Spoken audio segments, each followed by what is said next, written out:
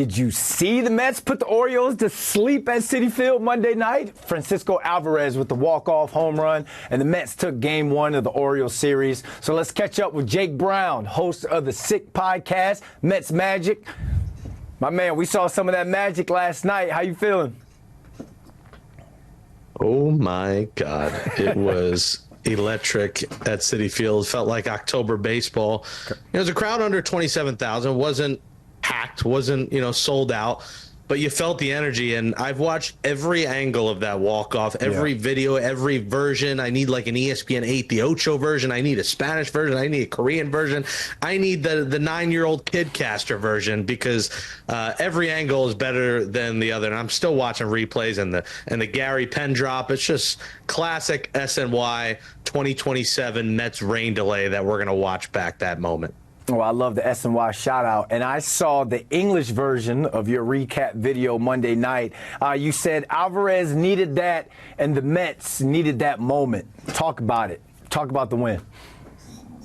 Yeah, unfortunately, I'm not bilingual despite taking French for 7 years. I forgot most of it, but I do love the Spanish language, and I do love the Spanish player, and that's Francisco Alvarez. You saw the exuberation, the feeling from him of, I finally did it. This is a guy who's been waiting not just for a home run, but for an extra base hit since July 26, when he hit that home run against the Braves. And you might remember that night because it's the night Kodai Senga went down. It's the night the Mets took over the Braves in the standings. Now, last night, they were 1.5 back. And his homer before that was against the Yankees in the Subway Series. So Subway Series, taking over the wild card, and a walk-off. He's got a flair for big moments. He's got a flair for dramatics. But he hasn't had a flair for extra base hits. Since that homer, he's had one extra base hit. It was a triple in Colorado, and that barely counts because everyone hits a triple in Colorado, and he had to get a pinch runner and needed oxygen after that triple from all that running he had to do. So Francisco Alvarez has not been just looking for hits, but he's been looking to drive the ball, and he has not been able to do it. So that's why he did that pimp job. That's why, you had the rally pimp earlier in the year. Now you got the pimp job home run. And it was a much-needed celebration and, let out a breath of fresh air from Alvarez. He said, "This is my effing ish." That's the clean version. And you just felt it. He said, "I've been working," after the game, he said, "I've been working with hitting coaches, I've been working with the coaches, working on my swing, trying to get this right." Because Francisco Alvarez is an integral part of the Mets' success. If they want to get to the playoffs, they're going to need him, and they've gotten all they can from him defensively, calling games. Everyone on this team loves this guy, and that's why it's hard to see the dive from 301 to 253, from OBP 373 to 318 over the past month. Everything has dove. So if he can get this bat back and get this power back, I mean, this is a guy who hit 20-plus homers, 25 homers last year.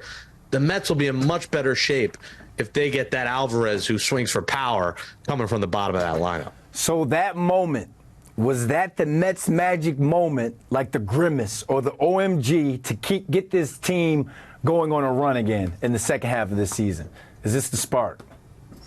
I would hope it is, because not only was it big, you did it against a first-place team in the Orioles. There were a lot of Baltimore fans there last night, and I think after Sunday's game, which was just lifeless, why is Mark Vientos tagging up from second base? Everyone hated I'm Mr. Bunt, so I'm not going to complain about Jeff McNeil's bunt on Sunday. But when Jeff McNeil's your hottest hitter, it probably was not the best time to bunt. It's been a rough few days for Mendoza. It's been a rough few days for the coaching staff. This needs to be the spark, because they got a tough schedule coming up. Like, if you can win this series against Baltimore, it sets you up in a good position. But then you get San Diego 4, Arizona 3, the two teams above the Braves, above you in that wild card race, and the schedule in September is tough. So if this isn't the moment, what is? This has to be it for this Mets team to try to propel themselves, because Austin Riley's out for the season now. The Braves have another injury, another replacement with Gio Urshela, who's a good hitter, a good player, a good veteran, a good defensive player. But the Braves have so many injuries. It's the Mets or the Braves for the third spot. It's got to be the Mets. Well, Game 2 goes down tonight. Can that Mets magic work again tonight, or how? Yeah, Jose Quintana's got to have a better outing. I thought, I said about Mendoza the last few days, I like when he pushes guys, but David Peterson's not exactly the guy to push. The last 4 starts, he hasn't gotten anywhere close to over 100 pitches. I was a little surprised after that leadoff double he didn't pull him. I think the balk was weird, and then the home run, you give up, tough luck. But I thought he kept him in too long. Quintana's got to have a good rebound outing because, the depth of this Mets rotation, how far they go into games has been questioned, and he's got to come up big. Sean Manaea continues coming up big. He's got to come up big tomorrow. You got to find a way to take 2 out of 3. You didn't steal one, but you got a magical one Monday. Don't let the magic end there. Would love to keep a winning streak going.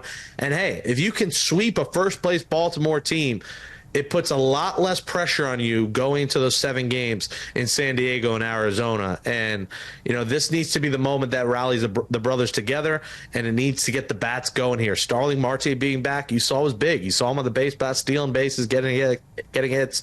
Marte back in the lineup is here. Daniel Nunez will be back by the weekend or sometime on this West Coast trip. They're getting a key reliever. They got the outfielder.